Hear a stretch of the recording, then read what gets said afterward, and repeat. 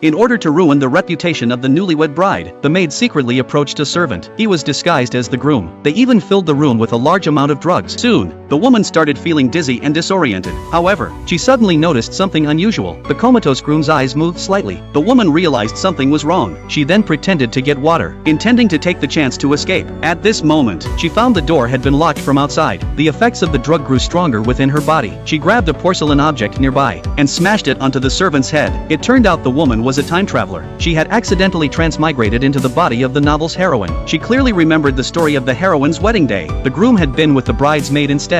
From then on, the heroine was neglected and ultimately betrayed cruelly by the man. To rewrite her fate in this lifetime, she knew the man had an older brother who had been paralyzed for years, so she decided to switch grooms and marry the paralyzed brother instead. She then quietly left the room and went to report everything to the matriarch, claiming that on her wedding day, the groom had betrayed her with the maid. The matriarch was enraged upon hearing this. She immediately rushed to the room to investigate. Meanwhile, the maid suddenly realized the bride was gone. While they were still in confusion, the matriarch stormed into the room with others and caught them red-handed. The man shamelessly declared that he and the maid were in love. The matriarch, furious at her grandson's misconduct, berated him harshly on the spot. Only then did the man realize his guilt and agreed to let the bride decide his punishment. The bride secretly rejoiced as the man fell into her trap. She ordered the maid to be beaten 20 strokes, but when she revealed her punishment decision, both the maid and the man refused to comply. The man quickly claimed to the matriarch that the maid was already pregnant and could not be treated so harshly. The maid, thinking the bride was kind-hearted, also tried to gain her sympathy using the unborn child. Little did they know, the bride was already aware of their schemes. To ensure they suffered the consequences, the bride pretended to be wronged and furiously ordered 20 strokes for the maid, then declared she would sell her off. She also stated that the household's harmony was not worth being disturbed by a lowly maid. The man grew furious upon hearing this. He immediately stepped forward to defend the maid, saying she was pregnant and could not endure such punishment. The maid also pleaded, saying she had managed to conceive the man's child with great difficulty, begging the matriarch to spare her for the sake of the family bloodline. However, the bride showed no mercy and publicly slapped the maid across the face. She knew that the original heroine was weak and soft-hearted, which was why the maid had been able to manipulate her, leading to her ultimate betrayal. The matriarch suddenly changed her attitude, saying that the child was innocent,